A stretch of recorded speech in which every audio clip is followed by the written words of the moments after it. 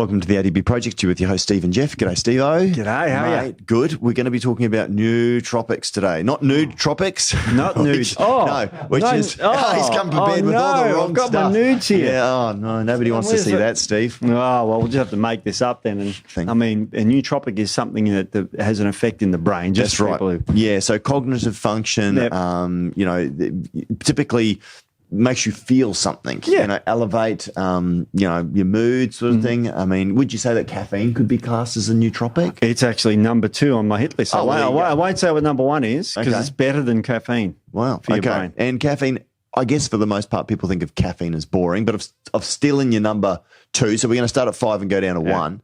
But Steve, just explain sort of nootropics, what the whole process is in the brain, Sure. what's going on. Okay, you've got about 80-odd billion brain cells, right? And they're connected with chemicals. And you might have heard of some of them, dopamine, serotonin, acetylcholine, those sorts of things, GABA, glutamine, and all these sorts of glutamic acid, all these things. And some of them stimulate and some of them regulate and some of them suppress you. Right. So, for example, if you can't sleep, you take a sleeping tablet. And GABAergic? It's GABAergic, all right? And there are a class of drugs called the benzodiazepines, which put you to sleep. They're my favourites. Are they? No, I'm kidding. What? No. That's a joke, by the way. Yeah. No, it's cocaine. Yeah, cocaine. Yeah. It's funny because in the olden days, they used to use barbiturates to put you to sleep. Yeah, really? Which, if you have a few too many of those, you die. If you overdose on that's much safer benzodiazepines, Dirt nap. Yeah. They're highly addictive, though, benzos, but... the dirt nap ones are quite tragic. They were overdosed and that sort of thing. Probably one of the best drummers that ever lived died of a barbiturate overdose. Who was that? Have you heard of Keith Moon? Yeah, who did he play for? The Who. The Who, yeah. Exactly. Yeah. You said who did he play for? Who did he play for? Oh, I thought you meant you played for... that was just my brilliance coming out. Brilliance coming out. Unnaturally. But yes, the Who, right? And actually, it's kind of funny, those bloody rockers, sex, drugs and rock and roll. Got quite a few of them, didn't Especially it? drummers, they are the biggest, there you go, I've offended half. What's the amazing thing about the Def Leppard drummer? He's got one arm. Yeah. How did he get one up? He was in a car accident. That's it. Yeah, it was drug-induced car accident. I think he was drinking. Seatbelt ripped his arm off. Yeah, it was something bad. What happened? Well, he recovered and still drums to this very day. Bloody unreal. Yeah, he's brilliant. Isn't it amazing? Can't think of the guy's name. No, but Def Leppard, I love Def Leppard. Yeah. Same here. Love Bites. But the drummers, like this guy, Keith Moon the Loon, they used to call him, because he was into all sorts of drugs. And he finally, in his early 30s, thought, I've got to get off these drugs. So he went to a medical doctor and got prescribed barbiturates, which help you get off drugs. So he went home and took the whole lot of them and died. Yeah. Now, if you take... And I'm not suggesting anyone do this. If you overdose on benzos, you will probably sleep it off and you won't die. Right. So much safer drug. And so it was weird that Keith Moon, with all these terrible drugs, and remember one night on stage, he took an animal tranquilizer and he slept for 24 hours and had to wheel him around because his legs didn't work. And you got to read about Keith Moon. He was classified as one of the best drummers, but they didn't acknowledge it because one of his videos, Who Are You? If you ever see the studio version of that, you can tell he's just tripping off his brain. So he was very shunned at that time in the late 60s. Yeah. You can't have someone like that getting around or being promoted, I should say. Right. But he was one of the best drummers of all time. Yeah, right. Yeah. And what a shame. John Thitherwaite, the bass player, I think he died of a cocaine overdose with hookers in Las Vegas. Well, 3 hookers. That's just cliche, really. I know. Try, mate. He had a heart attack due to cocaine abuse. So they were big druggos back in those days, and they're still touring to this. I'd love to see the Who. Man, they must be a bit smelly now. Still touring. Will they wheel them out in a coffin or something? Oh no, they're brilliant. They got some brilliant music. But missed that. Yeah. But we are talking about drugs today that affect your brain. Okay. Positive ones, natural We're not talking about barbiturates or cocaine or any of those sorts of things. So we're going to go through natural ingredients, right? Because obviously there are chemical, uppers, downers, sliders, whatever you want to say. So as far as a nootropic is concerned, Steve-O, Is it all uppers, or are we talking about downers today, or are we talking about sliders? And do you want to sort of just quickly define what those three categories are? The first one's probably a slider. Yeah. But the rest of them are probably what I'll term as uppers, legal uppers. So what's a slider, Steve? Slider is something that can help with the brain but doesn't necessarily stimulate you. Right. So, for example, the first one, we'll just use an example of tyrosine. Okay. Which I've got here. Now, tyrosine is an amino acid, so you're eating it every day and all that sort of thing. But if you take it before you exercise, when you exercise, your brain is under severe load. If you've ever noticed you've got your heart rate go up when you exercise, yeah, that's because you're making more adrenaline. Mm-hmm. And guess what amino acid adrenaline's made out of? Tyrosine. Tyrosine. Yeah. Okay. And your thyroid levels go up too. Right. Because it boosts metabolism. Guess what amino acid that's made out of? Tyrosine. Yeah. And you also you need to focus more, so you get a much more dopaminergic response in your brain. Yeah.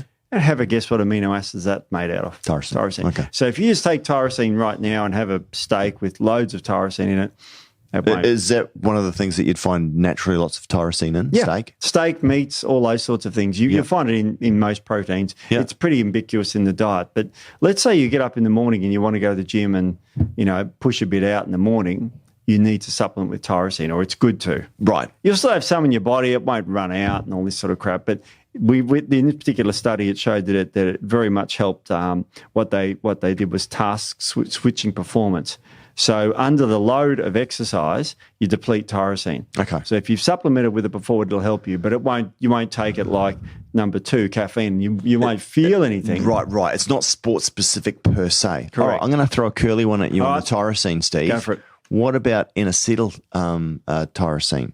Yeah. Do you think that could add an additional benefit? It could add an additional benefit. This study was done on tyrosine and it helped. Okay. So acetylization of the amino acid usually helps with absorption and crossing the blood-brain barrier. Yeah. So if you get acetyl L-tyrosine, it may help. May help. Yeah, may help more. That study was done on tyrosine. Okay. And how many milligrams? You can take from 1 to 2 grams of that. Okay, that's pretty hefty. It is pretty hefty. This study was 2, but I've seen them on 1. Yeah. So 1 helps. Any negatives None. based on what overdosing level? I mean, you can take 10 grams of this stuff. It's found in your food every day. Yeah. And it's an amino acid, so it's like a protein. You can't really overdose on it. Okay. They're pretty good ones. So typically, if you're looking at your pre-workouts, especially your cognitive-based ones, for the majority, most of them probably have got tyrosine in there. Yeah, that's good. Yeah, it's good. Yep. Oh, it's not going to set the world on fire, but it's needed for your neurotransmitters. Number one's going to set the world on fire. I won't tell you what that is. Oh, yeah. You might surprise you, actually. Okay. Neurotransmitters, Steve-O, like you need the L-tyrosine for the... Dopamine, norepinephrine, epinephrine or adrenaline, and also thyroid hormones. Mm-hmm. Very, very good for. Okay. And it's made so it's from. cool. It's a good one. It's a good one. Yeah. All right. So we'll put that at number 5. Number 5. All right. Number 4. Number 4 is an interesting one. Yeah. So this is an upper because I think we're done with sliders and we don't have any downers upper. So, yeah. This is an upper, and it works as an upper by inhibiting the breakdown of this chemical in your brain. Acetylcholine. Yes, it inhibits acetylcholine. Yeah. You know where I'm going with this one? No, go on. All right. This one is huperzine. Huperzine A. Okay, so this is interesting because for a long time we thought this was banned here in Australia, very popular in America. Has it clubbed tooth moths? Yep, club moths, So this seems to be, I think, used to be considered to be the gold standard of nootropics. Yep. But what's the real deal, Steve? It really does inhibit the breakdown of acetylcholine. Now, acetylcholine is one of the most abundant neurotransmitters in your brain. Now, neurotransmitter is the chemical that connects your brains together, like I said before, and it's a very important one. The left and the right hemisphere? Yeah, throughout it. That's joined by a hard wire thing called a corpus callosum. Mm-hmm. And in men, it's smaller. Women have bigger corpus callosums. Is that why they can multitask better? Exactly. So there is a reason why they can do it. Oh, yeah. But we do things better. Yeah, of course we do. Yeah, so we do one thing, but we do it really well. So we're not a jack of all trades, master of none. That's right. We are a master of the universe. All right, huperzine A. Now this is a very simple graphical illustration here, and you can see there's the club moss there, and there's the huperzine A in it, and it just inhibits the breakdown of acetylcholine. Yep. So what that does means is just end up with more acetylcholine in your brain. Yep. Now, we naturopaths use this to get rid of plaque out of the brain. It is extremely good treatment for Alzheimer's disease. There you go. So it's a good one. And the reason why I liked this one in there is, look, we were talking nootropics, but guess what else it boosts? Let's say dopamine, Yeah, it does boost dopamine. serotonin. No, it would not. I don't know about serotonin, but it boosts this stuff called mammalian targeted rapamycin complex 1, mTOR. Wow. Gives you a bit of muscle. There you go. Yeah, so, I mean, I know that's out of the scope of nootropics, but it's a very good one. And it also boosts brain-derived neurotrophic factor. And what does that do? That increases brain plasticity and growth. Right. Yeah, brain-derived neurotrophic factor, so it helps grow the brain. So Okay. very, very good for the brain, this stuff. You can see why it's potentially banned. Yeah, I don't think it is anymore. I'm not sure. I'm not actually sure of the status here in Australia, to be honest. But I know in the US it's still very, very, very legal, very, very popular. Yeah. Okay, so that sounds good. It also reduces free radicals in the brain Okay. and also reduces the stress chemical NMDA, N-methyl D-aspartate in the brain. Okay. So I liked it. I think people are supplementing with that direct now, aren't they? Yeah. Yeah, but if you just go to the Hoopazine, you might get a more natural. Yeah. Okay. Now, the other, that's number 4. Is there anything else? No, that's pretty That's good it. with this one. But it's not a bad one. Not a bad So one at I'd all. say that's okay. All right. So you want to go to number 3? Number 3. All right. is- Again, we're still a stimulant. Well, yeah, this one is, but because it increases dopaminergic levels in the brain, which is the precursor to adrenaline. Yeah. So it will stimulate you. And I like it, like Club Moss or Hoopazine, it's got a couple of things going on in the body that I love. Okay? Acetyl L-carnitine. Which is really funny. Yeah. Because, I mean, obviously, acetyl L-carnitine is typically taken for fat loss. Yeah. But we know that it does have an ability to cross the blood-brain barrier, Yep. which obviously, affects the brain and brain Yes, chemistry. it does. But doesn't any form of acetyl do that, though, Steve? Does it have to be the carnitine? Is there something specific about the carnosine? Could you not use, as I said, acetyl L-tyrosine or acetyl something else? Yeah, the reason why this one was a good one and I picked it in number 3 is because it's been well researched to help the brain dramatically. Right. Dopaminergic dramatically. Now, dopamine is the building blocks for norepinephrine and adrenaline. Yep. So you can get more of that release in the brain too. Yep. So it peps you up. And so it's very, very good for the brain. But I picked it because it's got 2 other effects in the human body. Fat loss? Yeah. Yeah. And the other one, it boosts testosterone. Huh. Now, That's interesting, isn't it? I didn't know In that. men. Did a trial in men. I didn't know that. So what does it work on? The luteinizing hormone, the gonad? It drives up dopamine dramatically, Yeah. which drives down prolactin, Ah, okay. which increases either progesterone in women or testosterone in men. Progesterone in women's not a bad thing. Not a bad thing at all. So That's why it's good for men and women. how did it work in comparison to L-carnitine tartrate? Tartrate is more concentrated in the muscles, Yeah.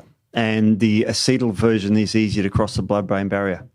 So it's still, if you want to take Because I've heard that tartrate does help with testosterone as well, Yeah, it too. does but too. I'm not sure what mechanism. Yeah. Is it the same or different? Probably the same because Okay. it's some will probably still get in the brain. So it's a good one. Acetyl, I didn't know that acetyl L-carnitine helped with. Boost testosterone in men. Do we know by how much did it? It was have? only about 15%. I was going to say it can't be huge because seriously, anything to do with testosterone, Steve, I and know. I know about it. know. I need to know about it. I'm onto it too. Yeah. So yeah, I did not know that. There you It's a really good one. go. Okay. So very, very good for that. The other thing about this, of course, is that it's great for fat loss, as you correctly mentioned, but it works in a different mechanism. If you exercise, you get adrenaline going. Adrenaline will release fatty acids into your blood, but then acetyl-carnitine, or any carnitine really at that stage, grabs it and puts it into the cells to be Mitochondria. burnt as energy. Yep. Now, when you're burning fats, you produce ketones, which are good for your Brain. Yep. Yep. So it's it's working on a couple of different levels Yeah. there. So acetyl L-carnitine is actually not as weak and mild as maybe I thought it was. No, Like, it's- in terms of the brain, I mean, obviously it's the gold standard as far as fat loss is concerned to make sure that your body can obviously burn fat for fuel. But the other benefits are interesting. It's cool, isn't it? It is cool. But even the ketone production helps your brain. So it's got a lot of benefits. And that's why it came number 3. Okay. You remember what number 2 is? Caffeine. Caffeine. So, I mean, Steve, all right, you break into a song and dance about caffeine, but I mean, caffeine would have to be probably one of the most used substances, whether you're looking for a pickup in the morning, whether you're training, pre-workouts, Right. for fat loss, for improving energy, Yep. Mood. Yep. Most people, I reckon, in the West would probably be everywhere, probably taking some form of caffeine in the morning to help with their cortisol production, which wakes them up and makes them feel alive. I've got to quote they discovered they worked it out that about 2 billion people drink coffee every day. There you go. 2 billion people drink coffee every day. Now, it's got caffeine, it's got other stuff. Sure. But that shows you that caffeine at about 100 milligrams, whatever, is extraordinarily safe for pretty much anyone. Yeah. So this is a good safe one. It's interesting, Steve. We recently were invited by the government to sort of put forward our they were consulting with industry around caffeine. And can you remember what we said? Yeah, I wrote it. What did we say? Well, basically, Fazan said that you can take Which is Food Standards Australia, New Zealand. Yep. Said that, and I mean, good on them for coming to industry and talking to us about it, right? So 400 a day was considered as generally regarded as safe for most people. Yep. And that's 400 milligrams. Yep. Now, it's still, and this is the big caveat, there are some people that are very sensitive to caffeine. Sure. So some people are allergic to peanuts. Yes. Steve, should we ban peanuts? That's right. Some people will die if they eat shellfish. Should we ban it? No. Buyer beware. And this is I don't like it in any state. I like buyer beware. I think that one of the things I'd probably encourage to do, and I think we said this in there as well too, Steve, is that for people under the age of 18, that I think it should be regulated or only given with parental guidance. I think that caffeine should be a banned substance for anybody under the age of 18, unless with supervision. Because for younger athletes and all the rest of it, say 15 plus, there might be people going, oh, well, I want a pre-workout before I train and all the rest of it. I don't think it's really required, Steve-O. I know 15, that there are some benefits, but you know what I mean? Geez, I didn't need any I think 15. I'll be a bit more controversial. I think that 400 should be a shoo-in. I think the toxicity level, Steve, in Australia is put at 600 milligrams. Yeah, and lethal toxicity is 5 grams. So we're nearly a tenth of that for toxic levels. Look, myself personally, I think 600 milligrams that's a lot. I mean, it's probably more than what most people would need. But if you have 300 milligrams of caffeine split in a couple of different workouts, the half-life of caffeine is about 5 hours. So how are you going to stop people from doing that? And what's going to stop someone from going down to Mickey D's or Starbucks or wherever they may be, getting back-to-back double ventis or whatever you call them? You know what I mean? One of the caffeines there at 500 milligrams. Yeah, I know. In a large coffee. How are they going to regulate that? Well, you can't. And, so therefore, why should it be regulated in terms of in a supplement, which has actually said exactly how much is in there? I think that there should probably be a limit. Steve, what did we say in the thing? Did we say that we should sort of limit it to sort of a maximum of 400? We said per dose, and that's conservative, and I don't follow that. Like that's this drink. I won't say what it is, but once I finish that, I would have had 640 milligrams of caffeine today. Once I finish that, which I will. Yep. But then I won't have any this afternoon. That's right. Well, typically we don't recommend taking caffeine because of the half-life. Yeah. And you don't want to disrupt your circadian rhythms. But having said that, I think that in terms of the governance around ready-to-drinks and around, pre-workouts and things like that, I think so long as you're not advocating more than 600 milligrams of caffeine in a day, you should be able to put in there what you want, so long as it's clearly labelled and that it is not recommended for people under the age of 18. And I think that's kind of what we should be going for. Now, I know a lot of people will probably go, but, you should be able to recommend it with parent supervision. Yeah. Children 15 years and up. Okay, fine. I wouldn't recommend it for my son. He's 15 and I don't recommend he takes caffeine. Well, he wouldn't need to. When you're 15 and... He doesn't. Clayton's. We actually give him a non-stim pre-workout, which is actually more about amino acids and things to fuel his performance, that'd be good which are more beneficial, I think. Yeah. So, yeah. Well, what I love about caffeine is they're obviously, because it's extraordinarily well researched. Yeah. But the way it works is it blocks adenosine in your brain. Now, adenosine acts like a handbrake. It slows everything down. It stifles the release of all the neurotransmitters that we're trying to boost here. So if you can block adenosine, it's like taking the handbrake off the car, and all these neurotransmitters, serotonin, norepinephrine, all those ones, dopamine, they all get released at a much higher rate, acetylcholine. Feel good. So you feel great. And that's a trap with caffeine, because people, probably not our listeners, but a lot of people go, oh, a little bit of caffeine made me feel good. I'm going to drink more. A lot. Yeah. A little bit good, a lot better. A lot better. That's how it works. Not always the way. No. So real tricky one there with caffeine. But yeah, used, excellent. Certainly going to give you a boost for energy, especially if you're feeling a bit flat. A lot of people do rely on too much caffeine in the evenings, which can inhibit your sleep, which is going to impact your growth hormone production, Absolutely. your recovery. Yeah. Your detoxification of your brain, all that sort of stuff. So I found some weird facts about this. I better quote this. This paper is 2021, and it's titled "The Neurophysiology of Caffeine on the Central Nervous System, Stimulant, and the Resultant Effects on Cognitive Function." Yeah. So in there, they actually found that when you have 100 milligrams, it can reduce anxiety. I didn't know it could reduce anxiety. neither did I. No, I thought, yeah, you block a bit of the adenosine, you get some chemicals released like serotonin. It could reduce anxiety. It does, obviously. Didn't know that. So that because it's only 100 milligrams. It was a low dose of it. Okay. And actually, but also what they did when they found it, they gave it to rats, and they gave them this maze test. And obviously they completed the maze faster on caffeine. Not really a big shock. But you know what else? They retained their memory better, so they could find their way through the maze compared to the placebo group. Yeah, right. So it actually helps with memory retention. So it's good for studying. If you wanted to study, it helps with memory retention. Just a little bit. Just a little bit. Yeah. You don't want too much of it. Yeah. How much is in a cup of tea, Steve? An average cup About of 40 milligrams. So I like a cup of black tea. Yeah. So yeah, I mean, a couple of cups of black tea and you're probably almost there. Yeah, give you some. And there's lots of things like and there's threonine in tea as well too, which is also pretty good for the brain. Very good for your brain. Also, epigallocatechin galate's found in teas. Green tea. Yeah, very good for your brain too. Yep. And actually, there's lots of benefits there as well. Oh, yeah. All right. So that's caffeine. Yeah. So, and I think most people that are using a pre-workout, isn't it? So, Steve, you're number one. Yeah, I know. You're number one.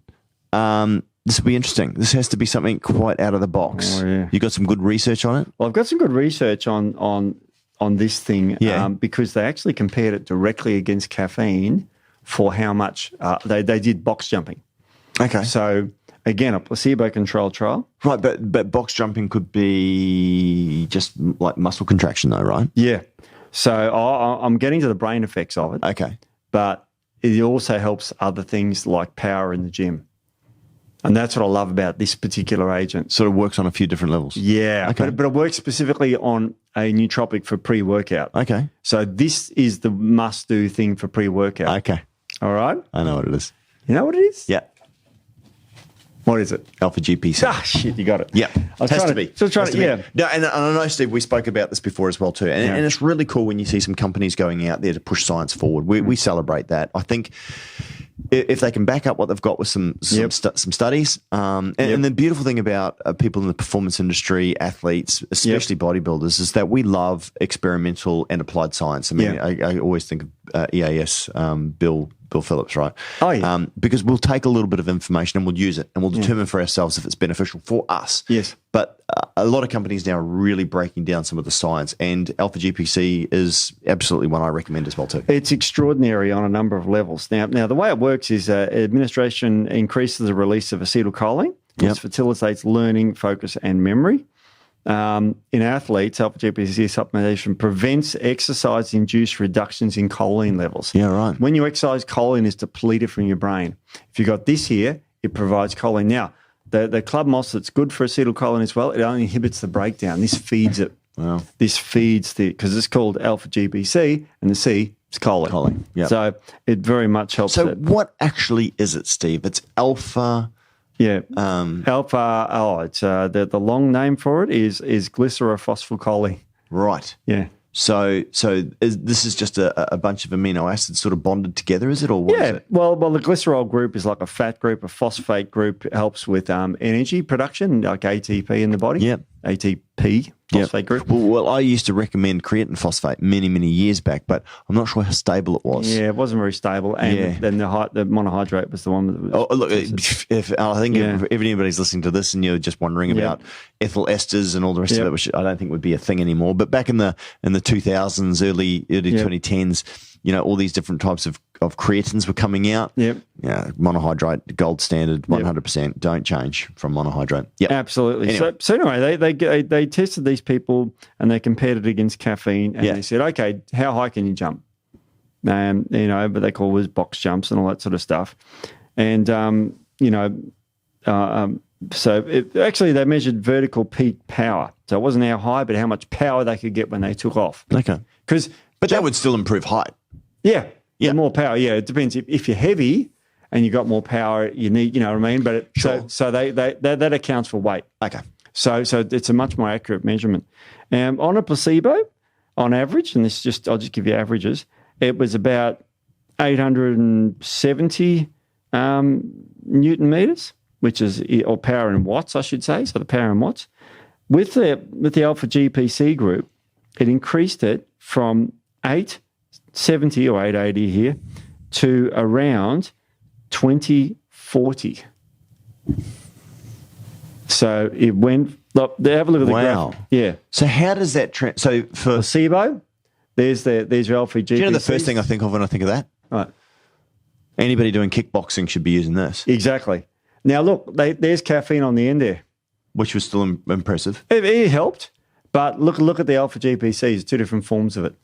What are the different forms? There's the L form. Yeah. And there's the H form, I think, is the L form. Yeah. Well, do you know what the difference was? Yeah, one's L means the isomer is right. So they're about the same, over 2,000 anyway. Jeez. And so it was way better than placebo, obviously, but it was also better than caffeine. Yeah. So you get more power. Twice as good as caffeine by the looks of that. Well, yeah, the graph's a bit weird. It's not twice. It's sort of only, you can see that starts at 1,800. Yeah. So it's just a bit more. Okay.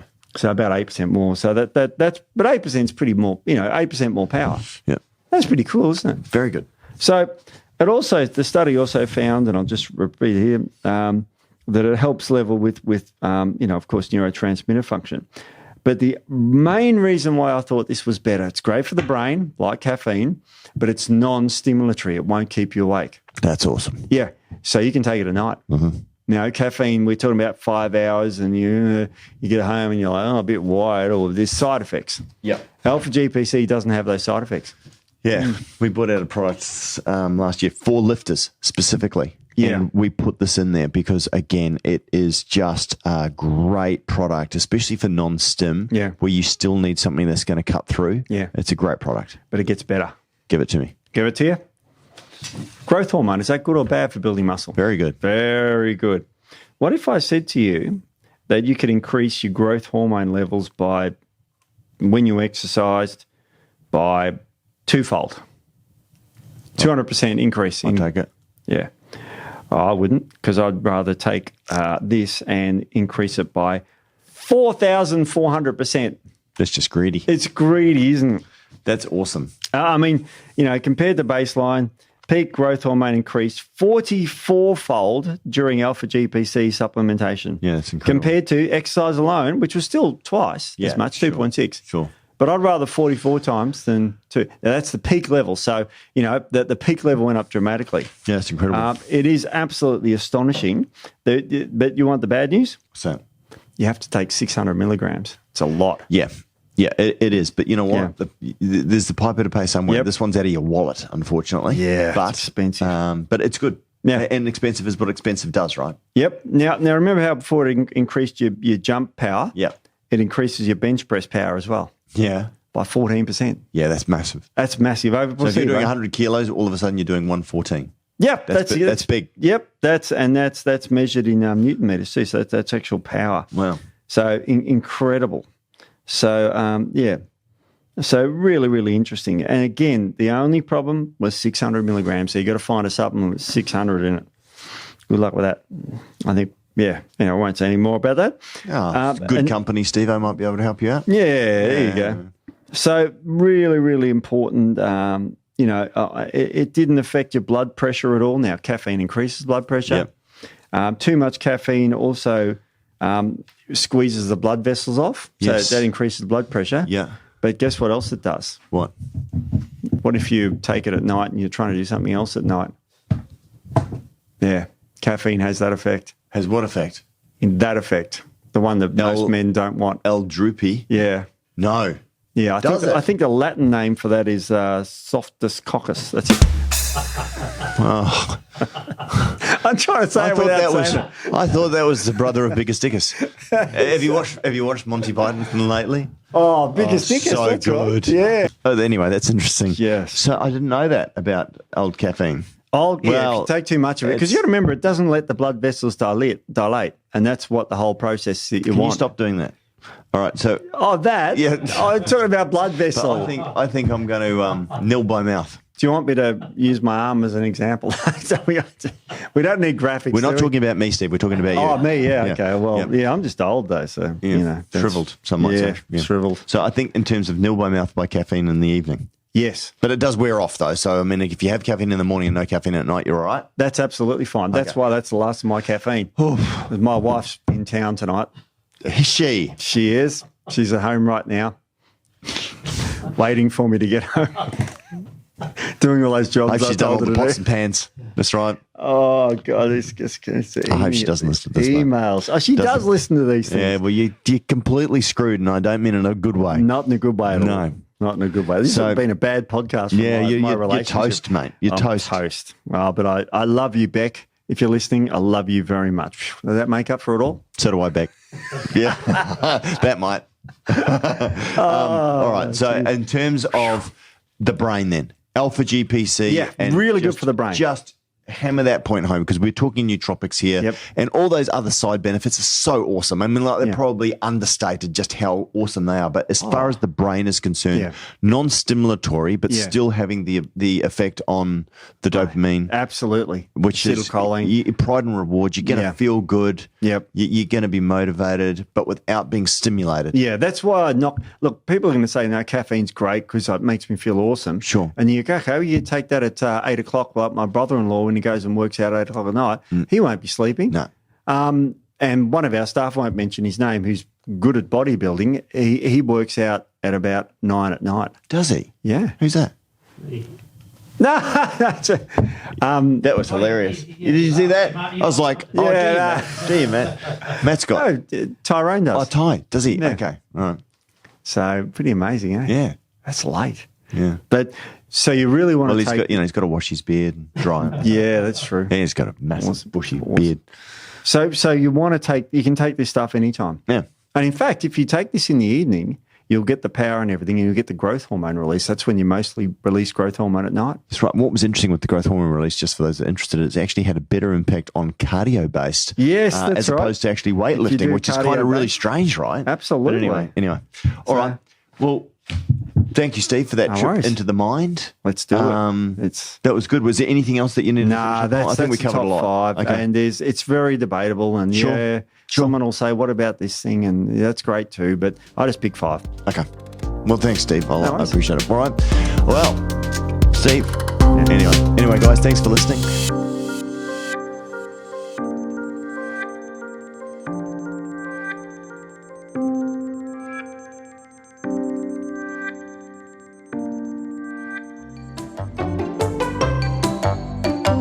Time for Australiana, Steve. Cooey. Oh, that is one? Yeah, it is. We're still on C.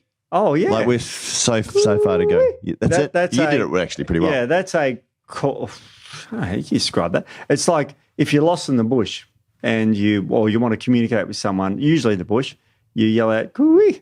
Is that what that says? Yeah. Oh, yeah, that's good. right. Yeah, cooey, call for greeting someone from a distance in the bush. Call for greeting someone, within cooey. Do you know what that means? Yeah, it's within, cooey is just within a certain distance. Within a short distance, yeah. All right, I'm going to go for them. All right. You're going to tell me, Steve. Clapped out. Clapped out is you're tied or the car's clapped out. Clapped out old bomb, yep. Yeah. Clear as mud. That means it's not very clear at all. Clear the cobwebs. Oh, that means that you're doing something for the first time for ages. This one says having sex. But anyway. Really? Yeah, I know, right? Must be something down south. Yeah, but if you're married, it's clearing the cobwebs. You may be. Clodhoppers? What? Clodhoppers? Clodhoppers? Yeah. Are they shoes? Feet. Yeah, shoes, feet. Yep. Okay. Clucky? That means you want to have a baby. Well, yeah, specifically she's clucky. Yeah. The old coat hanger? Oh, New South Wales. That's a football term where you put your arm out and. It is, but also that's the Sydney Harbour Bridge. Oh yeah, of course it is. Yeah. Cock up? It means you've stuffed up. Cocky? It means you're arrogant. Yeah. Also farmer. Also an Australian bird. Codger? Is usually say an old codger. That's it. Me. Coffin nail. Do you remember those? Coffin nail? Yeah, cigarette. Oh yeah. Cold. I love Australians. They're one of the flat out like a lizard drinking. It means that you're busy. Yeah. Now I haven't heard this one again, but it's the same sort of thing. It's a longer way to say something that should be really short. Yeah. Cold as a witch's tit. Yeah, which is very cold. As how it was this morning. Yeah, it was cold as a witch's tit this morning. That's something I didn't say to Tony. It's as cold as a witch's tit out there. Oh, she says that? No, and neither do I. A coldie. Is a beer. Come the raw prawn. It's like, come on, are you serious? Yep. Compassionate as a starving shark. Oh, these are great. I think that's self-explanatory, isn't it? Yeah. Compo. Oh, is compensation. Yep. Or workers' comp. Yeah. Cop it sweet. It means you've just got to deal with it. Here's another one. I love these. Okay. Couldn't pull a greasy stick out of a dead dog's ass.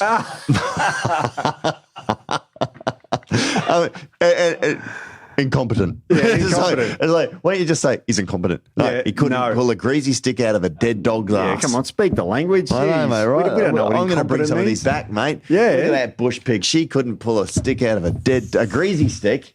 I love it. I just love it. Yes. All right.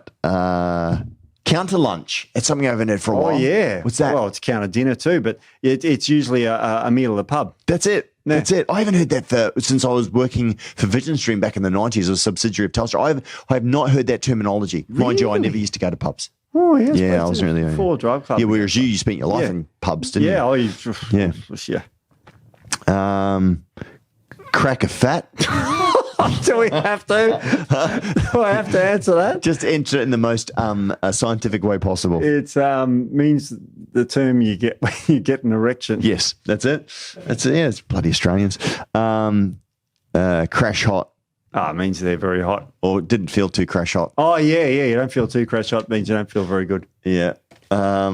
Oh, geez. Oh, we're nearly finished. So I know this is a little bit longer than normal, but I just want to get to the end of C so we can get to D. Yeah. All right.